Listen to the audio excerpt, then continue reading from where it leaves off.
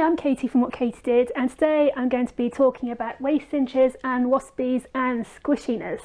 Now, if you're a woman, you are going to have a certain amount of squish no matter what size you are, and it's important to take this into account when you're sizing and looking for shapewear. So what do we need to know? Well, for our standard sizing, we do fit to a vintage figure, which means that the waist is 10 inches smaller than the hips.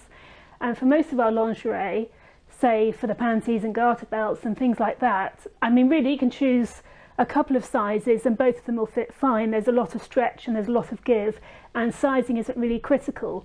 But when it comes down to waist cinchers and waspies, which cinch the waist, you really need to make sure that the measurements are on point, otherwise you're not going to get the effect that you want.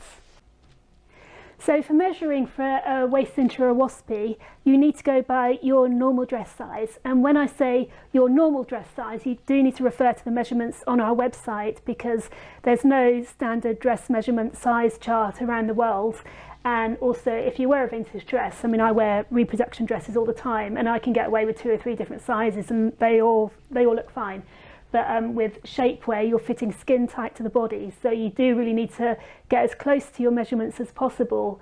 And I'll also be showing you a few hacks on how to work it out if your measurements don't match exactly, which is highly likely. So what do you do if you're a super pear shape, by which I mean there's more than 10 inches difference between your waist and the hip? If you look at the hip measurement and size to that, then the waist is going to be too big for you and you're not going to get the hourglass cinch that you're after. So what you need to do is you look at your waist measurements, and even if your hip is 3 or 4 inches bigger than our official measurements, it'll still fit because there's a lot of stretch. We've made sure that there's a good amount of stretch at the top and the bottom of the garment, and it's only the centre that's reinforced. So the centre's reinforced to cinch, and this will fit to your curves, and you don't have to worry too much about bulging out the top or the bottom. So let's talk about apple figures. Say you've got a 31-inch waist and 35-inch hip, and I'm referring to my notes here because it's lots of figures, I'm getting confused and it's very complicated.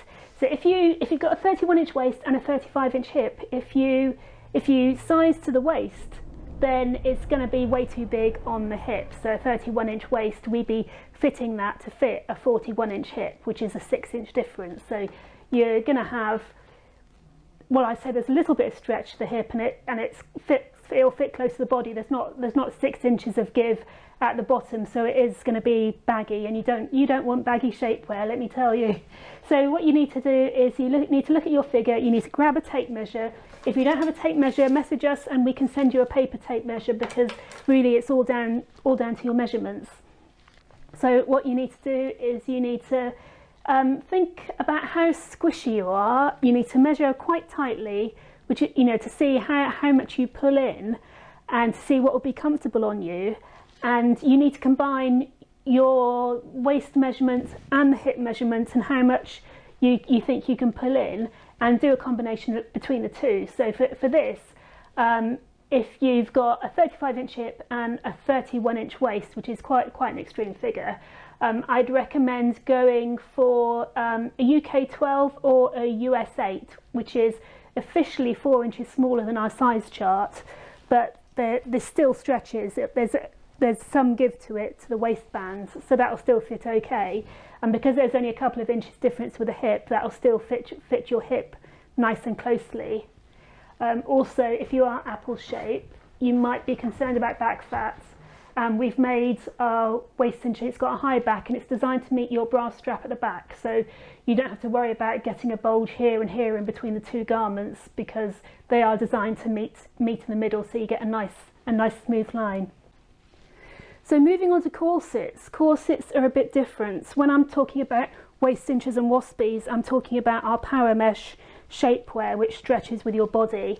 With a corset, you're talking about non-stretch fabric, which has a busk at the front and the laces at the back. And once you're laced in, there's no moving with your body or anything like that. For corsets which don't stretch, you need to take into account the rib, the waist, and the hip. And you need to get as close to these 3 measurements as possible, including your reduced waist measurements. If you don't take these into account, if these are too big, then they're gonna gape. And it's frustrating when I see corset companies which don't take into account these measurements, because yeah, you might get it to fit on the waist, but if it gapes at the top and the bottom, it's not going to look great.